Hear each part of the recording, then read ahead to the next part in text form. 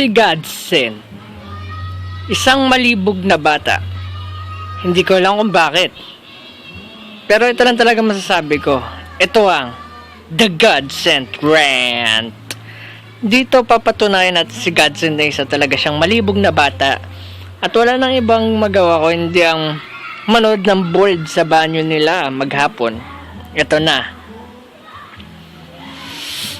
Si Godsend, mahilig siya sa tinapay na walang lasa. Napakatarantadong bata. Kaya ito, nakikita mo ba tong litrato na to? Bakla. Baklang bakla. Ngitiin pa lang, napakabakla na. Sobra. Nako. Kaya nainis talaga ako ng sobra dito sa taong to eh. Pakshit siya. Pakyo ka, Godsend. Pakyo ka. Huwag ka nang ngumiti. Kapag ngumingiti kay nakakainis. Kaya nagpunta tayo ng mall. Ito ang sabi ko.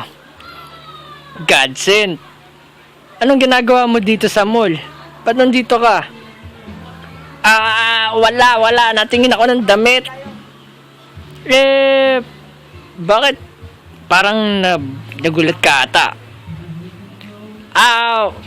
Alam na this. Hehe. Nako, napakalibog talaga nitong batang to. Sige, see you on